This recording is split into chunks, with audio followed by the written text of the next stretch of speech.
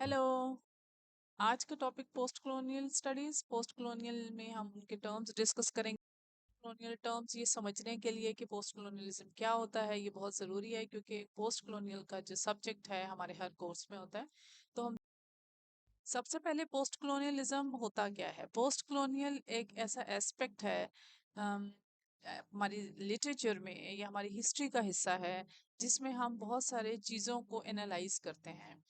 जब ये कोई भी मुल्क, जो कि एक अंटार्कटिका के अलावा ऑलमोस्ट सारे ही मुल्क कॉलोनियलिज्म का हिस्सा रहे हैं, और कॉलोनियलिज्म खत्म होने के बाद उसके लिटरेचर को, लिखा जाने वाला लिटरेचर, बेशक वो कॉलोनाइजर ऑथर्स हों या कॉलोनाइज्ड ऑथर हों, उनको किस हिसाब से देखा जाता है ये हम पोस्ट कॉलोनियल स्टडीज में लेते हैं।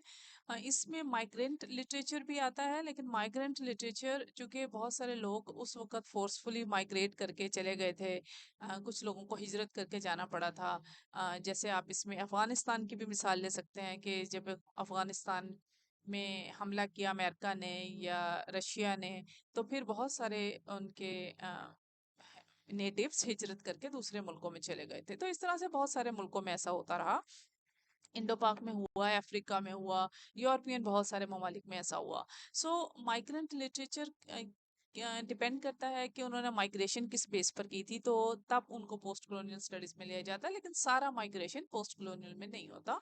आप जॉब के लिए अगर कहीं पर अप्लाई करके जा रहे हो, स्टडीज के लिए माइग्रेंट हो रहे हो, तो वो that is not a post colonial studies. लेकिन हम इसका कुछ एस्पेक्ट, कुछ पोर्शन पोस्ट कॉलोनियल में लेते हैं। सो टर्म स्टार्ट करते हैं। पहली है कॉलोनियलिज्म। कॉलोनियलिज्म कहते हैं उस प्रैक्टिस को जिसमें एक powerful country less controlled, less powerful country पर कब्जा करता है, पॉलिटिकली एंड इकोनॉमिकली। उसका फाइनेंस को कंट्रोल करता है, उसके सारे रिसोर्सेज को कंट्रोल करता है, और सारी उसकी वेल्थ और पावर को इंक्रीज करता है अपने अपनी अपनी पावर इंक्रीज करने के लिए। तो वो एक टाइम होता है जिसमें आप स्लेवरी की फॉर्म में उसको ले सकते हो। सो जिसमें आपकी अपनी वैल्यू नहीं रहती, और जो दूसरा मुल्क है जिसने अपनी हुकूमत जमाने के लिए आप पे कब्जा किया है, तो वो अब उसके हिसाब से उसके रूल्स, उसकी मर्जी, उसकी ट्रेडिशन, उनका कल्चर चलता है, तो आप कॉलोनियल फील करते हो क्योंकि आप बायस्ड फील करते हो। सो चेनुआ एचपी की बहुत अच्छा नॉवल है द थिंग्स फॉल अपार्ट। इसकी एग्जांपल के लिए हम इसको देख सकते हैं। न्यू कॉलोनियलिज्म वो कॉलोनियलिज्म है जब कॉलोनियलिज्म में की कॉन्टिन्यूटी चल रही होती है, जिसमें पावरफुल कंट्री बीइंग इंपीरियलिस्ट आप पे रूल करते हैं और आपको इंडिपेंडेंट स्टेट के तौर पर डिक्लेयर करते हैं, लेकिन वो उनका इम्पोज करते हैं, वो अपने कल्चर को आप पर, अपने रूल्स को, अपनी अपनी पसंद को। सो वो जो इम्पोजिशन है एंड द कॉन्टिन्यूटी है, वो उसको न्यू कॉलोनियलिज्म में लेते हैं। इसके अगर हम लिटरेचर में एग्जाम्पल के तौर पे देखें, तो लास्ट स्टेज ऑफ इंपीरियलिज्म, ये बहुत अच्छी बुक है हमारे पास। क्वामे अंक्रुमा की, एक राइटर, ब्लैक राइटर, उसने बहुत अच्छे से इसको डिफाइन किया है न्यू कॉलोनियलिज्म को समझने के लिए। डीकोलोनलाइजेशन को अगर हम देखें, तो जब कॉलोनलाइजेशन खत्म हो जाती है, जब वो पावरफुल कंट्री, आपकी इंपीरियल कंट्री आपको देकर अपने मुल्क वापस चला जाता है और आपको अपनी अपने भाग दौड़ या कंट्रोल दे जाता है अपने मुल्क का, आपकी डोमिनेशन, आपको टेरिटरी आपकी वापस आ जाती है, तो वो उसे डीकोलोनलाइजेशन कहते हैं। इस पर बहुत सारा डिस्प्यूट है, बहुत सारे लोगों को इस पर एतराज है। बहुत कुछ क्रिटिक्स का कहना है कि इस तरह ये डीकोलोनलाइजेशन नहीं होती, क्योंकि वो अपना बहुत सारा प्रिंट्स आपको दे जाते हैं, और आप बहुत सालों तक उनके ही दिए गए रूल्स और जो गिफ्ट वो देकर गए हैं उसमें खुद को इमर्ज समझते हो, पेनिट्रेट समझते हो। लेकिन कुछ फिलोसोफर्स जो हैं वो उसको एक आज़ादी का नाम देते हैं। सो डीकोलोनलाइजेशन दो तरह से हो सकती है। फॉर एग्जांपल, इंडो पाक में अगर 1947 में अंग्रेज चले गए थे, तो कुछ क्रिटिक्स को वो लगता है कि कॉलोनलाइजेशन खत्म हो गई, और कुछ को लगता है कि बहुत सालों तक, जब तक उनके प्रिंट्स खत्म नहीं हो जाते, हम उनके चूंकि अंडर रहते हैं, उनके कंट्रोल में रहते हैं और उनके हिसाब से चल रहे होते हैं, तो फिर हम उनकी कॉलोनियलिज्म में ही रहते हैं। अभी भी बहुत सारे हम बीइंग मेंटली और हम बिल्कुल उनके कॉलोनलाइज में हो सकते हैं। तो इसको डीकोलोनलाइजेशन में एक डिस्प्यूट है, लेकिन कॉलोनलाइजेशन की स्टेज को खत्म कर देना डीकोलोनलाइजेशन होता है। अगर हम इसको लिटरेचर में एग्जाम्पल के तौर पे देखें तो फ्रेंच फैनन का एक नॉवल है the rest of the earth, 1961 में 1961 में पब्लिश हुआ था। ओरिएंटलिज्म, ओरिएंटलिज्म बहुत इंपॉर्टेंट एस्पेक्ट है, टॉपिक है पोस्ट कॉलोनियल स्टडीज में। ओरिएंटलिज्म का मतलब है कि किस तरह से ईस्टर्न जो कल्चर है इसको रिप्रेजेंट किया जा रहा है। क्योंकि जब एक राइटर जो नेटिव्स हैं वो लिखता है तो उसका पॉइंट ऑफ व्यू डिफरेंट होता है, लेकिन अगर कोई वेस्टर्न या कॉलोनाइजर कंट्री का कोई राइटर है तो वो लिखेगा तो वो चीजें डिफरेंट होंगी। तो एडवर्ड सईद ने एक नई टर्म दी थी ओरिएंटलिज्म, और उसने ये कहा था कि किस तरह से ये देखने के लिए कि किस तरह से उन राइटर्स के जो फॉरेन राइटर्स थे उनके एटीट्यूड्स को, उनके एरोगेंसेस को, किस तरह से उनकी वेज ऑफ रिप्रेजेंटेशन है, कैसे वो वेस्टर्न स्कॉलर्स के पर्सपेक्टिव्स को बयान करते हैं। तो इन सारी चीज़ों की असेसमेंट को देखने के लिए उसने इसको ओरिएंटलिज्म का नाम दिया था। और उसने ये भी कहा था कि वो जो राइटर्स होते हैं वो लाजमी बात है अपनी इस कंट्रोल करने की ताकत को, या अपने मुल्क की इस हरकत को कि वो लेस पावर कंट्री पे रोप डाल रहा है या उस पर कब्जा कर रहा है, तो उसको बड़ा ही लीगली और इसको लेजिटिमेट करने की कोशिश करते हैं। और उनको लगता है कि नहीं उनका हक था और उन्होंने सही किया। तो ये सारी चीज़ों को असेस करने के लिए, उसको देखने के लिए, उसको एनालाइज करने के लिए जो हम जिस थेरी से गुजरते हैं, जिस एस्पेक्ट से गुजरते हैं, इस कॉन्सेप्ट को एडवर्ड सईद ने ओरिएंटलिज्म का नाम दिया।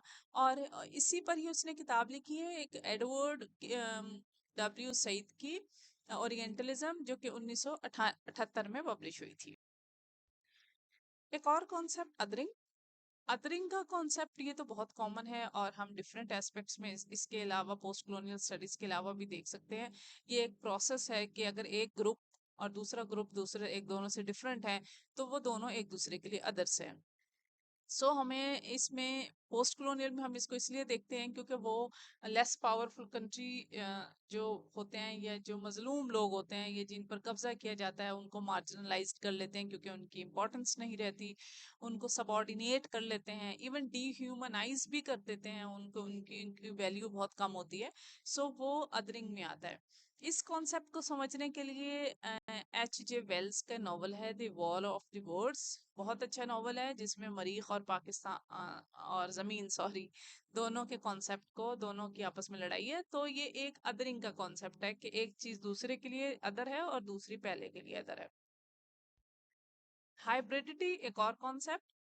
हाइब्रिडिटी का मतलब है कि दो सेपरेट रेसेस का आपस में क्रॉस करके एक नई चीज बना लेना, उनका ब्लेंड कर लेना। होमी के भाभा ने ये एक कॉन्सेप्ट दिया था और उसने कोशिश की थी ये देखने की कि किस तरह से जो कॉलोनियल डिस्कोर्स है, मतलब जो कॉलोनियलिज्म के बारे में डिस्कोर्स किया गया है, उसको किस तरह से कॉन्ट्राडिक्ट करके पेश किया जाता है, या किस तरह से कॉन्ट्राडिक्ट करके करने की कोशिश की जाती है, किस तरह से उन्हें डिस्क्लोज किया जाता है।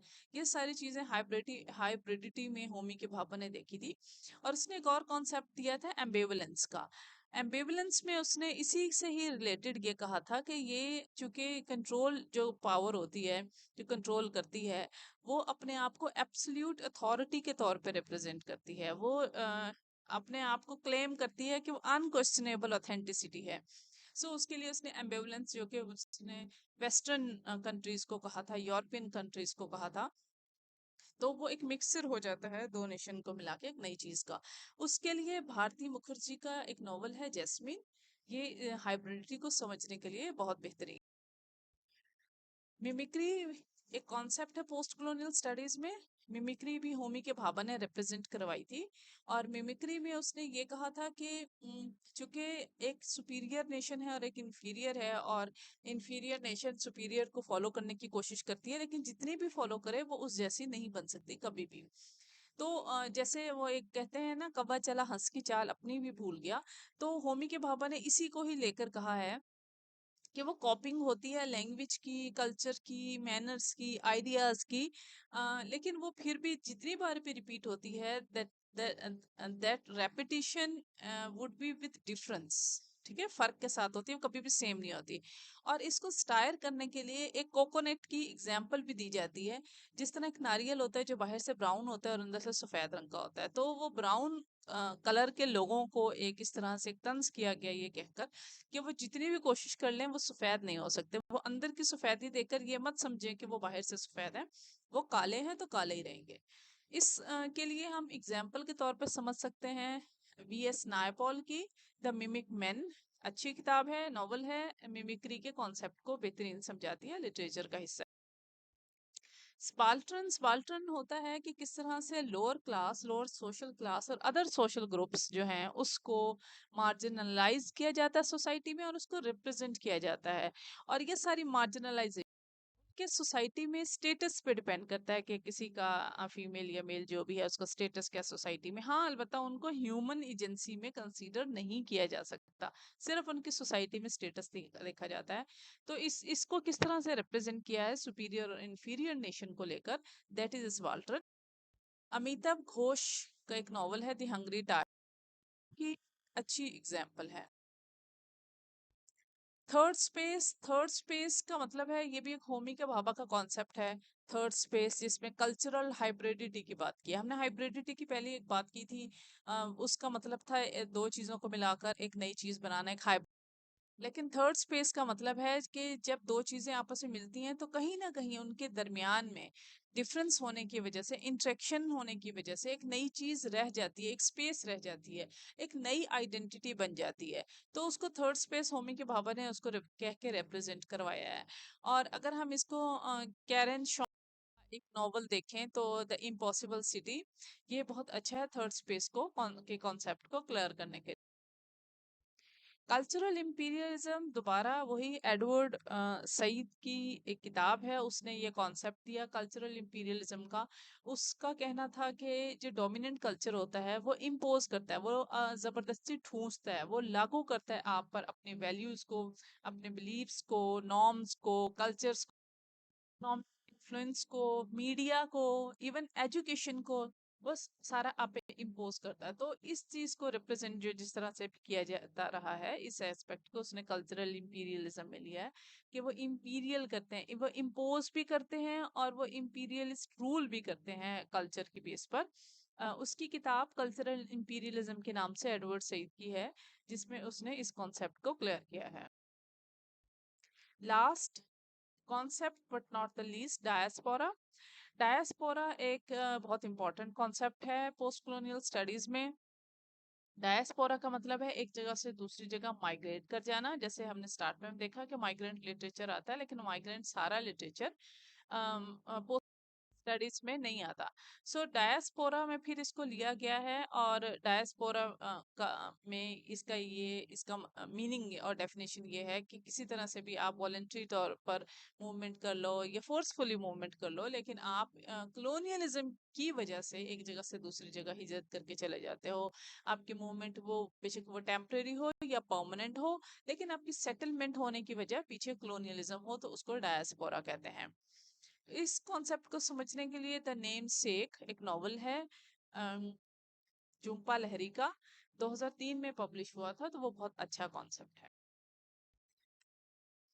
उम्मीद है आपको चीजें क्लियर भी हो गई होंगी और कुछ नई इंफॉर्मेशन भी इजाफा हुआ होगा। Thank you so much.